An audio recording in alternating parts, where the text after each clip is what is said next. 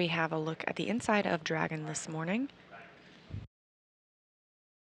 This coming from over the shoulder of Commander Steve Bowen and pilot Woody Hoberg, looking at the crew displays inside the Dragon spacecraft. Dragon is an autonomous spacecraft and can fly on its own, and these crew members will be able to monitor its flight and can take control of the spacecraft if needed. Again, we are sending home 4 crew members today, the Crew 6 mission. The mission was commanded by NASA astronaut Steve Bowen.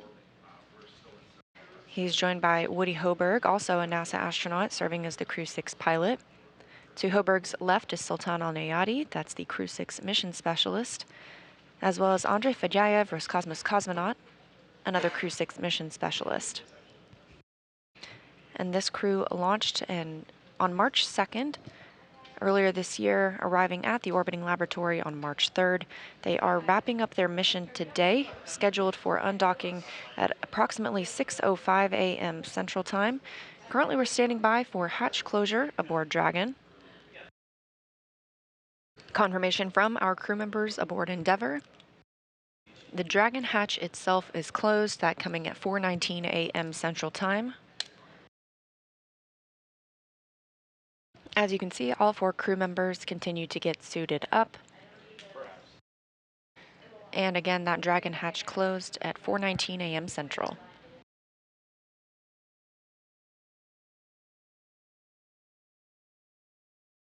Our crew members on Crew 6, NASA astronauts Steve Bowen, Woody Hoberg, United Arab Emirates astronaut Sultan Al-Neyadi and Roscosmos cosmonaut Andrei Fedyaev, preparing to return home after 184 days aboard the orbiting laboratory.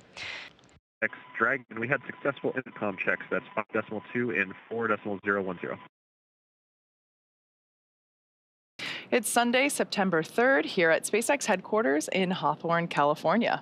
We expect Dragon to push away from the space station at 4:05 a.m. Pacific, 7:05 a.m. Eastern with our Crew 6 astronauts. The crew is currently suited up and in the Dragon, and the station hatches are sealed and in preparation for departure.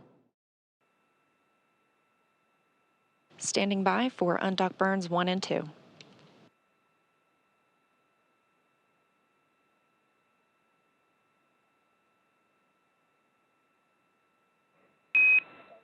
All hooks open and nominal.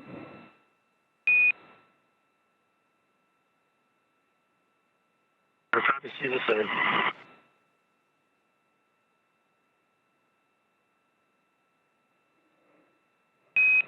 And Dragon separation is confirmed.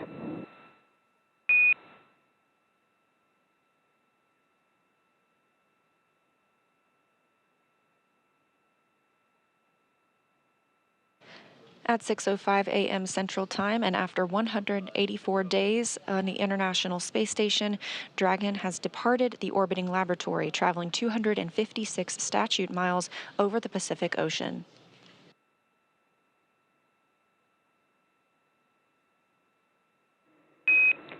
Depart burn 0 complete.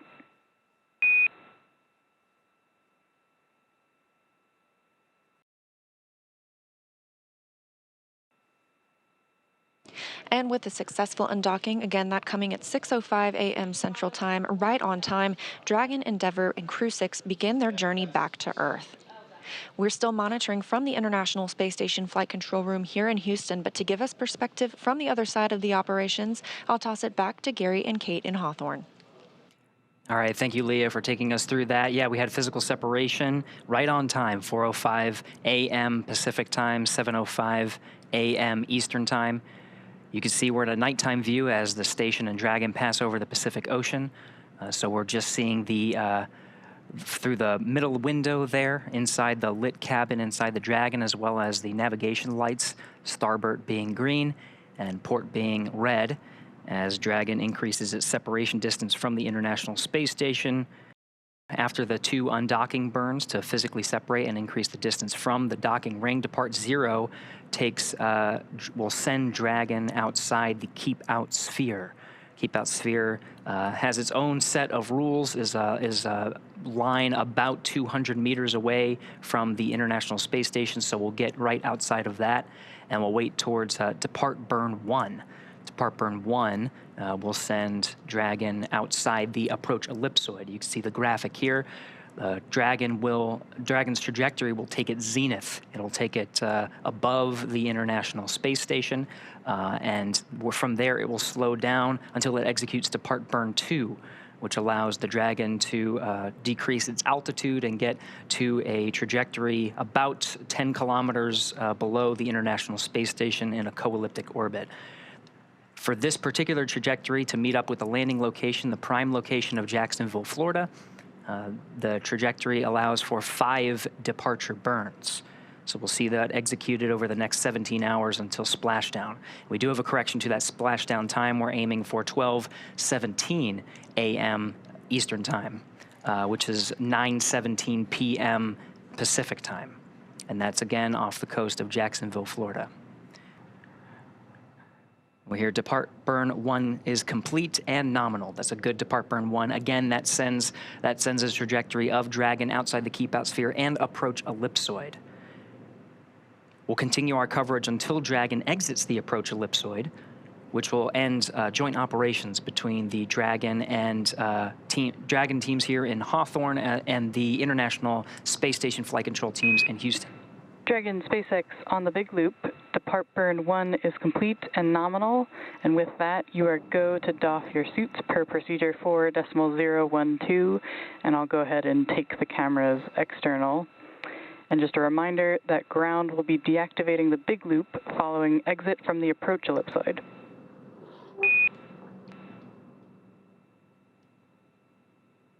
Copies moving into suit doffing, spacing for the cameras, and thank you, ISS. It's been an amazing 6 months. It's Crew 7 and 69 Soyuz, continue Expedition 69 and into 70. Enjoy your visit, and we'll talk to you back on Earth. And Dragon Station, we copy.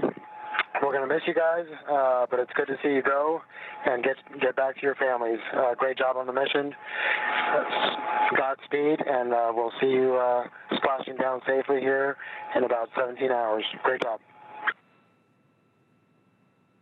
So again, the crew has doffed their suits. It allows a little bit more comfort as they begin their journey, which will take more than 17 hours from the time of undocking to the time they actually touch down in the Atlantic coast.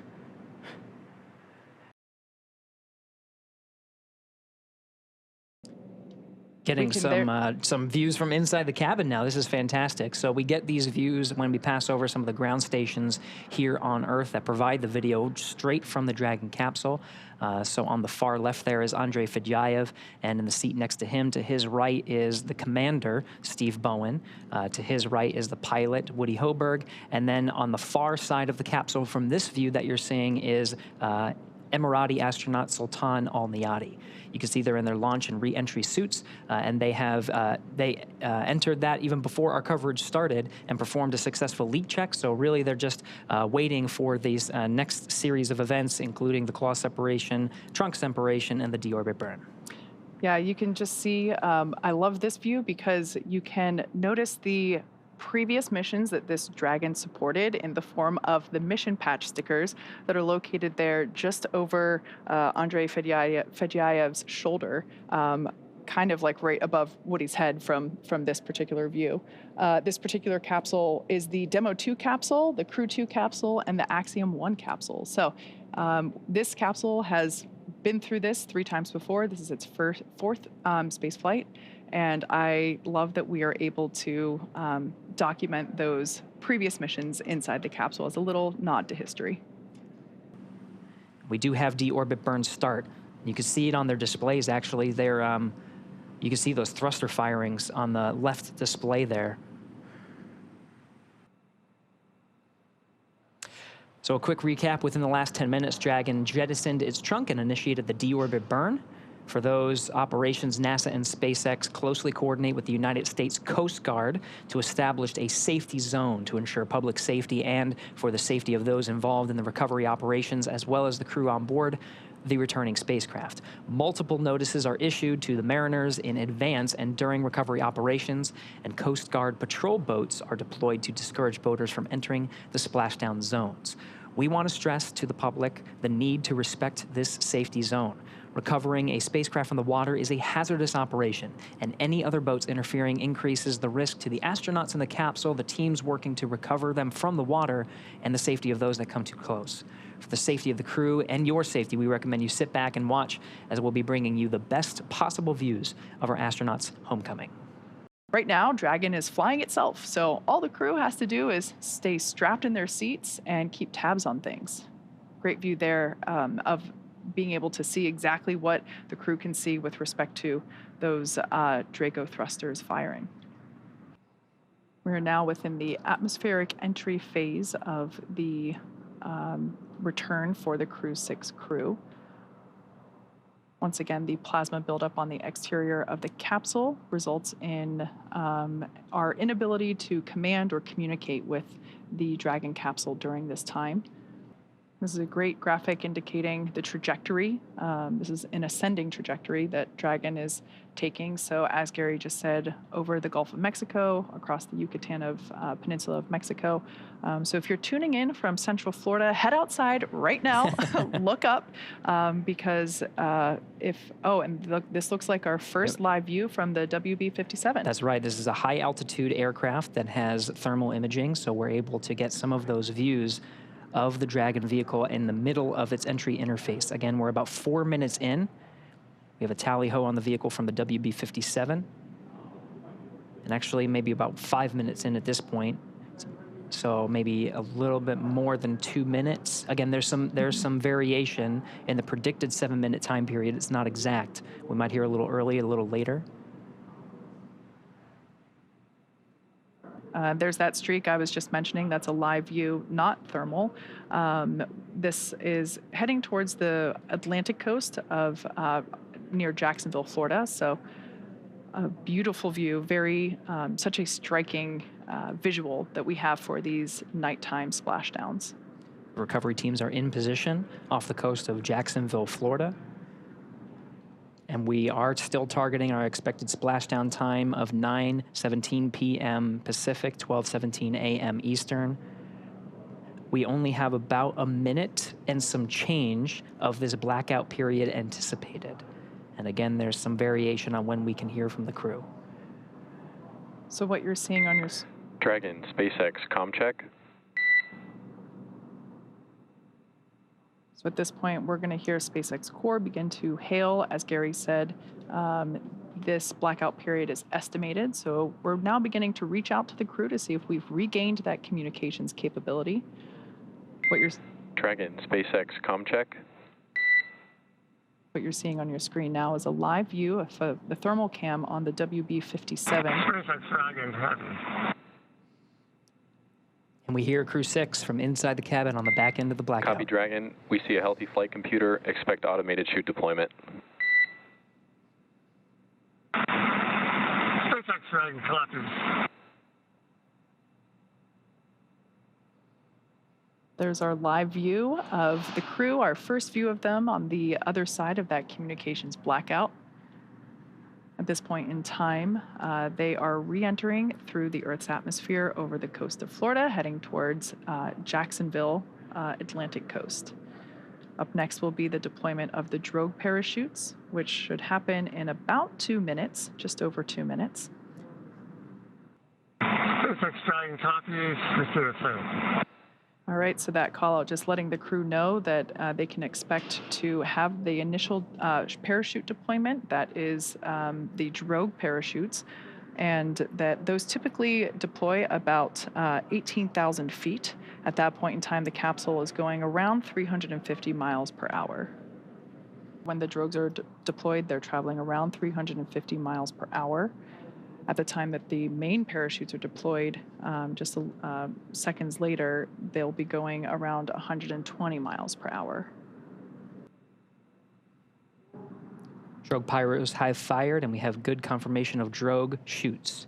2 drogues. It's a view from inside the parachute bucket.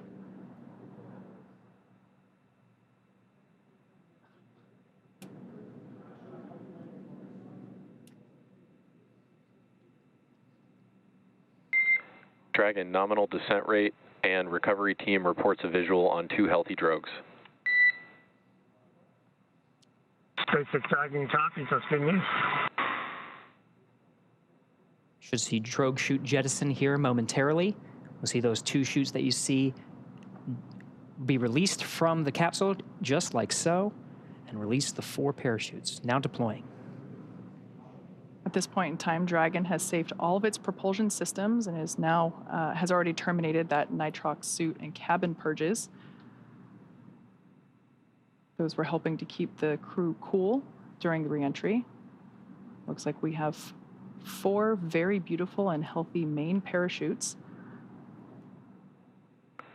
Dragon, we see a nominal descent rate on 4 healthy mains. SpaceX Dragon copies, and SpaceX Dragon coming up on 1,000. So there's that confirmation. Copy, 1,000 meters. Confirmation of those 4 healthy chute deployments.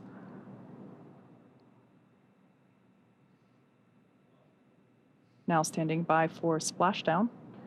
At the point of splashdown, the capsule will be going about 15 or 16 miles per hour.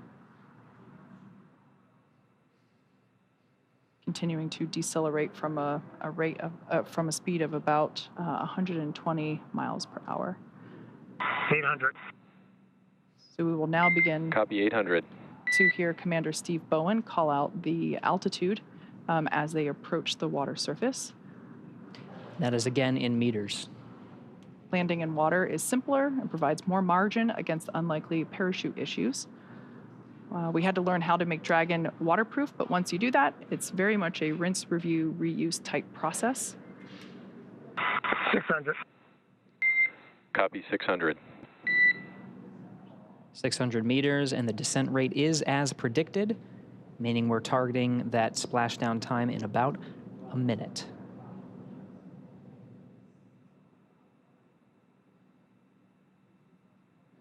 Live view of Dragon Endeavour with the Crew 6 team members on board, being held up by 4 beautiful main parachutes. Dragon, we see 400.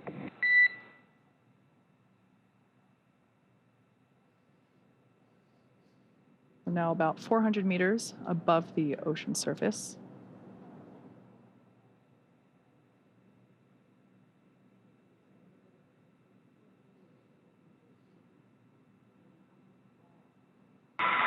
SpaceX Dragon 200 braced for splashdown.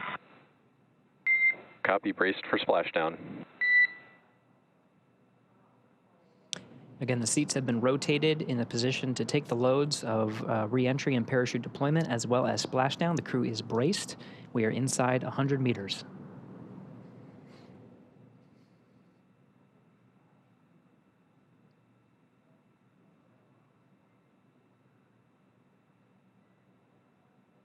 Dragon Endeavour continuing its slow descent. There we can see splashdown on screen.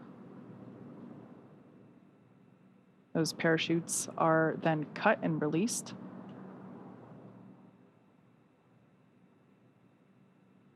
Dragon Endeavour has now returned home. NASA astronauts Steve Bowen, Woody Hoburg, Sultan Al-Nayati, and Andrei Fedyaev. SpaceX Dragon splashdown. We are in water rough riding.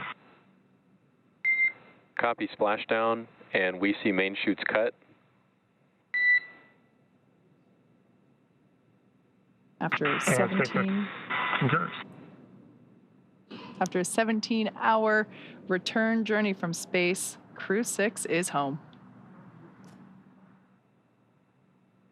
Thanks, SpaceX Endeavour. We greatly appreciate all the support from all the initial training through the launch, throughout the mission, keeping us abreast of all the status of the vehicle, and all the support all the way down. This has been incredible. Greatly appreciated.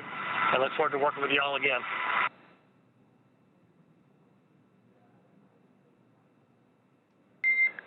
Copy all, and you've got a room full of happy people here. We've got some systems to verify safe before we give the boats a go to approach. I'll be back with you on that topic in a minute. SpaceX Dragon copies. We'll just enjoy the wallowings here. It might be soothing, so maybe I'll be napping soon. We do have a Public Affairs Officer on Recovery Vessel Megan, Courtney Beasley, who is standing by and watching the operations unfold and providing some coverage from there. Courtney, can you hear us? Gary, I have you loud and clear. How do you hear me? Loud and clear. Courtney, we were very jealous, and we were talking a lot, Kate and I, about the views of Dragon's re-entry through the atmosphere and the plasma trail and the landing, of course, in the Atlantic Ocean. I can't imagine a person who had a better view than you. From your perspective on Recovery Vessel Megan, how was that landing? Gary, it was absolutely beautiful.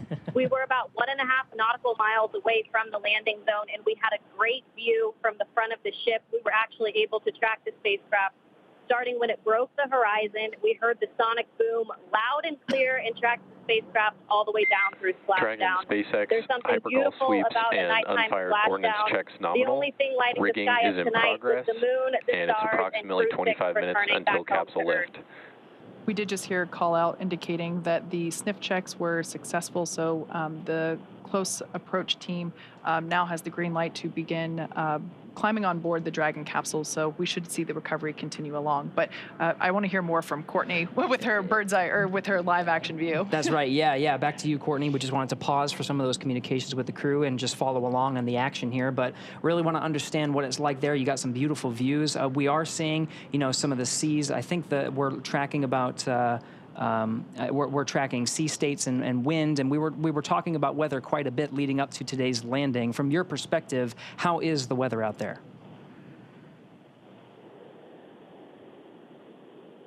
Yeah, Gary, it's about 80 degrees out here right now with fairly clear skies. Like I said, we were able to track that spacecraft pretty good tonight. About 9-mile-an-hour winds out of the east. The waves are considered to be rolling waves, so they're not choppy, but they are pretty big and more spread out rolling waves. But weather-wise, I think the crew will like what they feel when they get out of that capsule today and take their first breath of fresh air back here on Earth. Just to get some appreciation of what it took to stage the recovery forces and be prepared for this moment, just really moments after Dragon splashed down. We saw some of those fast boats rolling out to make sure that they were getting the crew as quickly as possible. Can you give us a sense of what it's taken to make sure the recovery vessels were here at this moment? Yeah, absolutely. Our journey actually started several hours ago in Jacksonville. The MedOps teams and the recovery director boarded the first helicopter, and they were the first group to arrive on the ship about 4.5 hours before splashdown. So those medical teams took the time to get everything situated on the ship and ready to tend to the crew. And about 2 hours before splashdown, they deployed the fast boats into the water. I was actually on the second helicopter out, and we landed on the helicopter pad on top of the vessel about an hour before splashdown. And all of the teams have been hard at work since we touched down on the boat to get their various disciplines ready for Crew 6 to arrive home. Excellent, Courtney. And last question before we let you go is we're seeing some of the recovery personnel on the Dragon capsule preparing for its eventual lift onto recovery vessel Megan. What can we expect to see in the next few moments?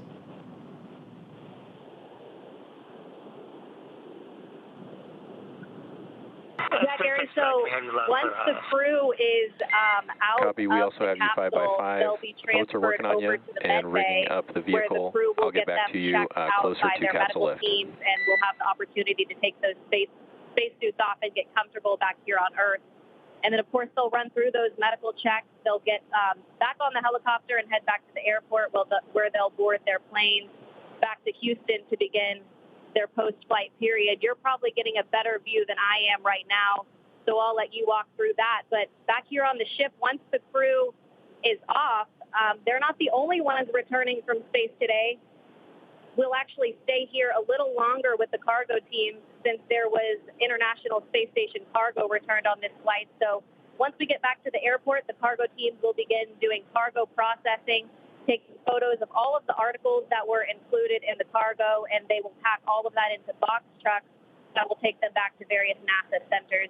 But Gary, an overall beautiful splashdown tonight, and I hope it was the same for you back in Hawthorne. Absolutely, Courtney. We've been getting some fantastic views. Thank you so much for that report. That was Courtney Beasley out on the recovery ship, providing live coverage from the landing site just off the coast of Jacksonville. We're back in the action now, seeing some of the views from the recovery vessel and the recovery operations team, including helicopters, fast boats, jet skis, and of course, we're getting views from some of the ships that are standing by waiting to actually pull Dragon out of the water. So at this point in time, the Dragon capsule has safed all of its systems. Mission Control did a systems check to make sure that that was true and accurate. They gave the fast approach teams the green light to approach and begin the rigging process, which is what we are now seeing underway. Additionally, they have recovered the parachutes from the water. So those were, we were able to see those being dragged onto a boat.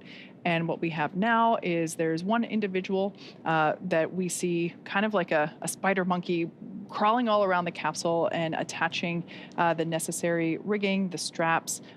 These are what will help to stabilize and lift the Dragon capsule out of the water and onto the recovery vessel. For tonight's operations, we are using our Atlantic Coast recovery vessel, Megan, and we, in hopefully in probably like 30-ish minutes from now, it kind of varies depending on the sea states, which, as we can see, a little bit more waves than some other missions, but still well within the limits for recovery, really probably unfazing to the individuals that are out here doing the work as they train extensively for these operations, whether it's daytime or nighttime. That is the actual, the Dragon's Nest that we will be lifting the Dragon capsule onto. The lifting mechanism, it's kind of hard to tell right now, but that almost house-like structure over the end of the aft end of the boat will actuate downward, and then the straps will be used to lift the Dragon capsule, and then the whole thing will actuate back into the orientation that we see it here to help secure, or to place it and to secure the Dragon capsule in that nest.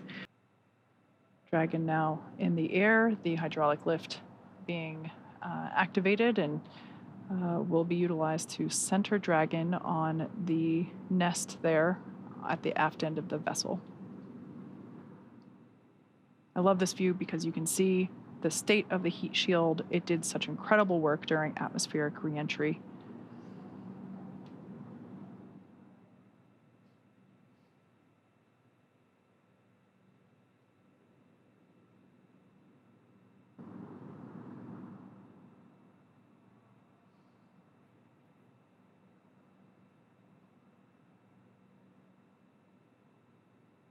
Dragon Endeavour now placed into the nest of our recovery vessel, Megan.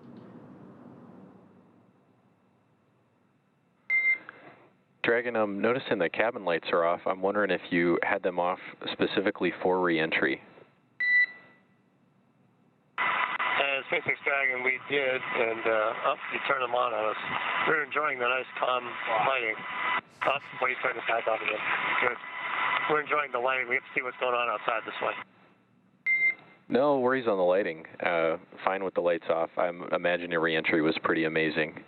Side hatch opening should be any minute now, and I think that's about it for me working with y'all tonight. It's great to see you back. Steve, Woody, Sultan, Andre, happy to have you back home safe. And we're happy to be back, and we look forward to catching up with you again real soon. Take care.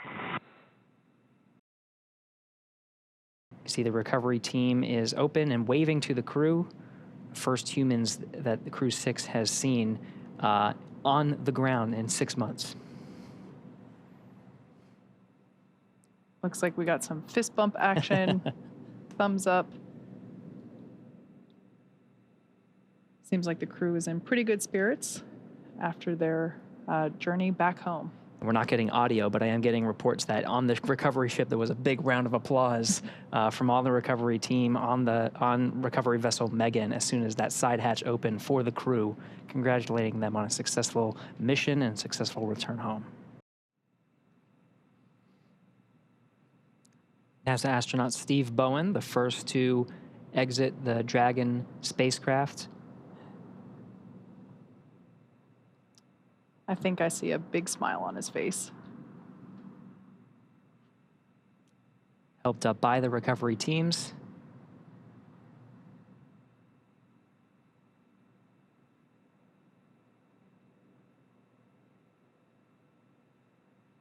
Now being seated in a rolling chair to help move him back to the medical bay, where he will get a quick checkout with the flight surgeon. And again, this is standard procedure. We can see some applause happening on deck. Looks like our pilot, Woody Hoberg, will be the next to egress. We are now standing by for egress of the remaining 3 Crew 6 members. We can now see Woody Hoberg making his way, pilot of Crew 6, making his way down the slide. Looks like some excitement, possibly some more applause happening off camera. Remaining inside are mission specialists Sultan Al-Nayati and Andrei Fedyaev. Commander Steve Bowen has already egressed. Some more applause there on the deck of the recovery vessel.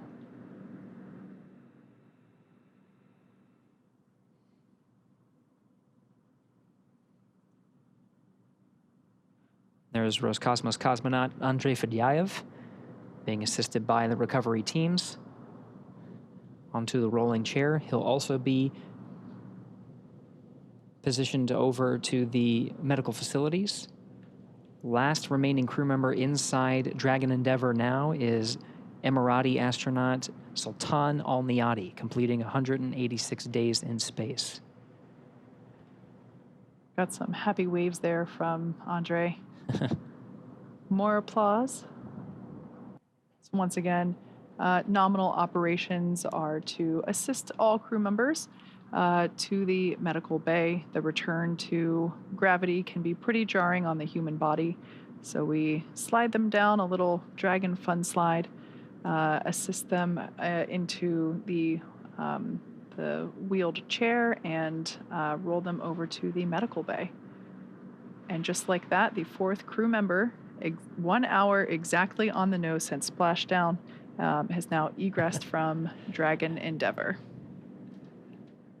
Looks like smiles and waves and applause all around. All right. All 4 crew members have egressed Dragon successfully. So now that Steve, Woody, Sultan, and Andre are safely back home on Earth and getting checked out by the NASA medical teams and, of course, the international teams, we're going to wrap up our live coverage of their return. This all kicked off on March 2nd, 2023 from historic Launch Pad 39A at the Kennedy Space Center in Florida. After a successful liftoff and separation from Falcon 9, Steve, Woody, Sultan, and Andre made a 25-hour flight on board Dragon to the International Space Station.